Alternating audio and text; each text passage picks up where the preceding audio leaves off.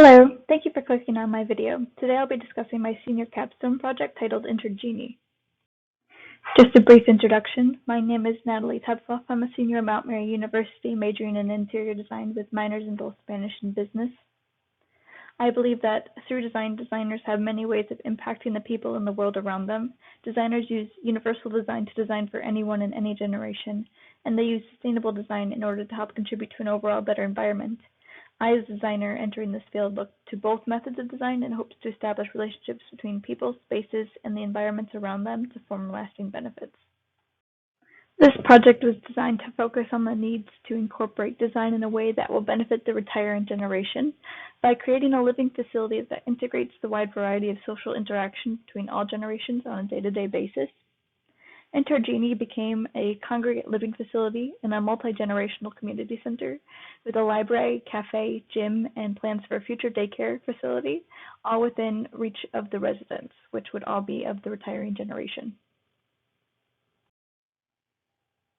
So the question becomes, why would Intergenie be important? And the answer is quite simple. We have an aging population. And I guess you could say we always have an aging population, but that's besides the point. The point being that the current aging population has a disregard for the sterile living facilities of the past. Yet there is a set of the population that needs help in their daily lives, but they don't like the idea of isolating themselves into an assisted living facility. The idea behind Intergenie was to create a community where those that may need help will always have an opportunity to interact when they would like to. The senior population grew 56% between 2000 and 2020, and according to the U.S. Census, 11 million, or 28% of people aged 65 and older, lived alone at the time of the census. Living alone is not the only reason that leads to social isolation. Another factor is the lack of engagement in social activities, or retirement, death of family and friends, or lack of mobility. Regardless of the cause of social isolation, the consequences can be alarming and detrimental to those that have it. When investigating a place and location to put my building, I looked into Pewaukee, Wisconsin. There's an estimated number of 1,500 people over the age of 65, and there's only roughly 20 assisted living facilities in the city, all of which can hold on average as little as 25 residents. This shows that there's not enough assisted living facilities to withhold Pewaukee's increasing older generation. Pewaukee's already investigated possible new construction projects for more living facilities for the elderly within their community, and so this is a project I hope to solve with Intergenie. The building I chose was located on Ryan Street in Pewaukee. The overall characteristics of the building were very appealing to me because of the different wings, which was something I both loved and struggled with while doing this project. Simply put, Intergenie was meant for everyone. Part-time would be the community members, the younger and older adults, which would be using the gym, the library, the cafe, and then the younger generations of the children, which would be in the future plans for the daycare facility. And then there were the workers that would have to run the cafe, the gym, the library, and all of that. Full-time would be the residents who would be living in the back of the facility. They would be there, and they would be able to use the accommodations that were meant for the full community members. Next, let's talk about the design of the project. So for this presentation today, I'm going to focus on four-ish spaces.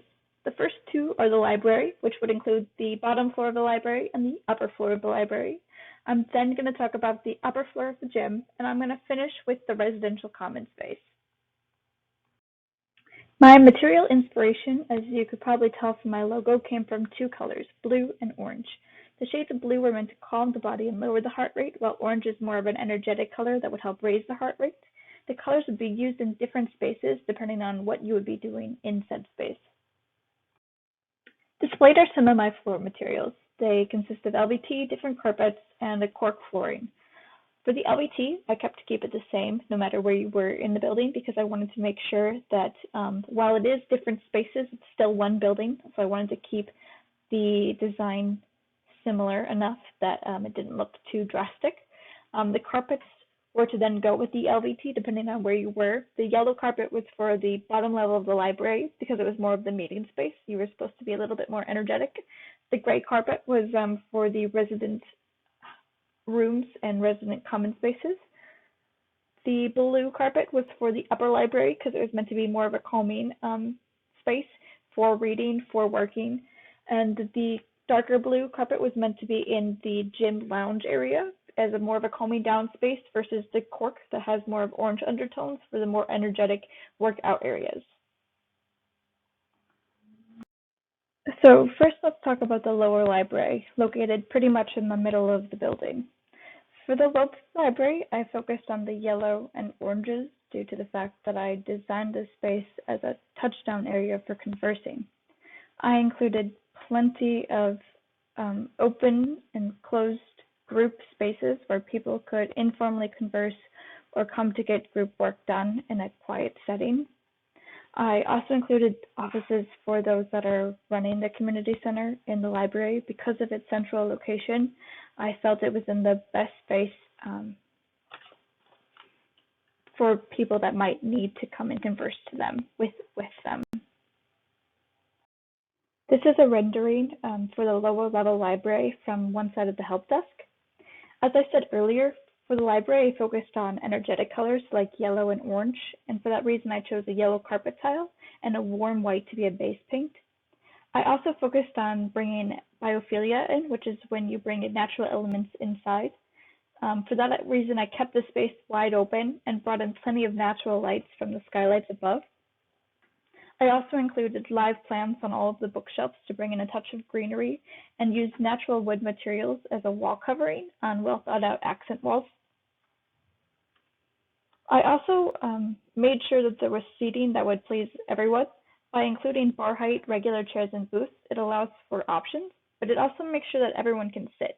Some people can't easily get in and out of booths, and some people can't get into bar height stools, so I made sure that everyone would be comfortable in whatever chair they would select. Next, the upper library. For the upper library, I focused on calming blue colors as the space was meant more for those that enjoy working and reading in silence. I included 2 group rooms for some more group work, but they are only enclosed group rooms to keep out sounds from within or from outside. I included many more private individual chairs for the people that want to be left alone and read in silence. There is also, as you can see, a bridge that connects the 2 panels.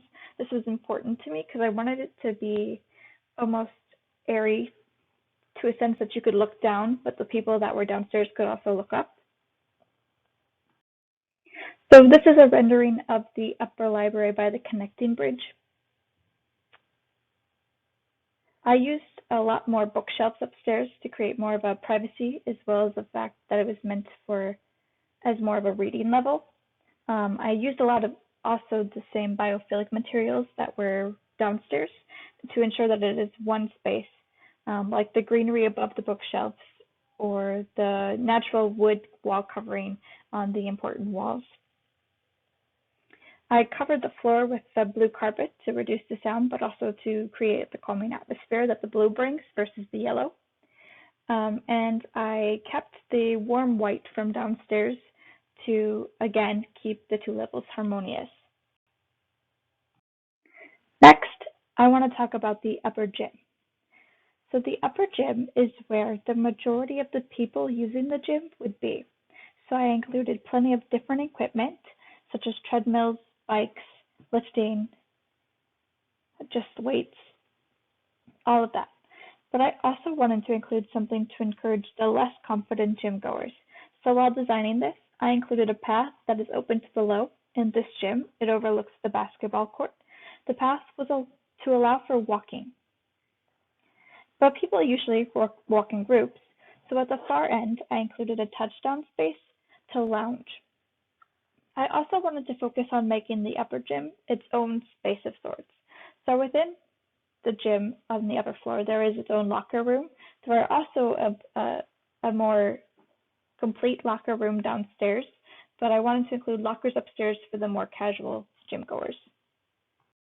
When choosing materials for the gym, I wanted to focus on my complementary color scheme with the blues and the oranges.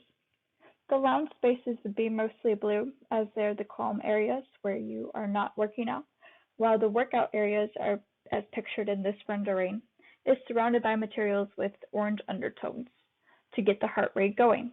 The cork floors help with decreasing the pressure on the joints, while also being a very natural material to once again focus on biophilia within the space. Um, for that, I use again a large skylight to bring in the natural lighting as well as many windows. And then the live wall that not only provides interest while working out, it provides that outside element within as well.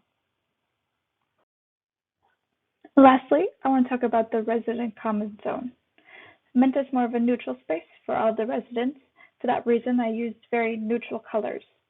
The area is mainly for residents who may want to hang with other residents, or for residents bringing in family that need a bigger space to interact. Either way, I wanted to include many different touchdown spaces in order to allow for all the different interactions. This rendering is the picture of the front reception desk in the resident area. And while I wanted the space to be separate, it is still part of the main building, and for that reason I used many of the same materials. For example, the LVT is the same throughout, as well as that natural wood wall covering.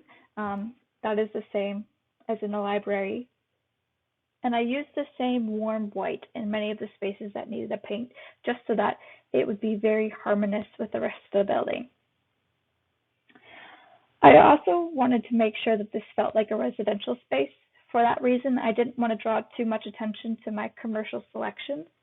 So everything is very neutral, very grays, warm browns. The materials that are very bold are used still the grays, the browns, the whites, but just bring it into more of a pattern.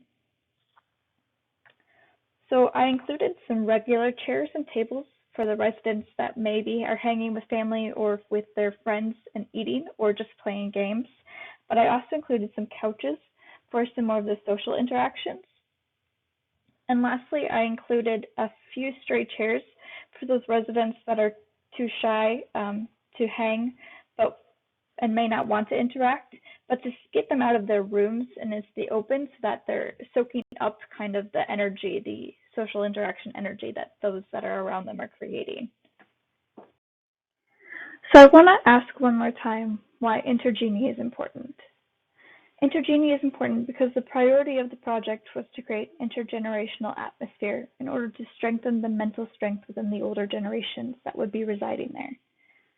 It's not for the community, it's for the people that would live there, to help the community, because we can't forget about the older generations.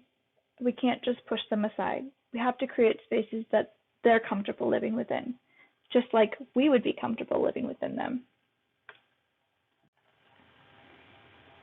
Because one day there will come a time where every single person will face a dilemma, where they too will need to decide if they need more help than they can handle on a day-to-day basis. In which case, where would you rather spend the end of your life? Within a sterile living facility, or at a place like Intergenie, which is more of a community center that allows the elderly to interact? Thank you so much for listening to my project. It's been a full year in the making, so I appreciate anyone that sits through and listens to all of this. Have a nice day.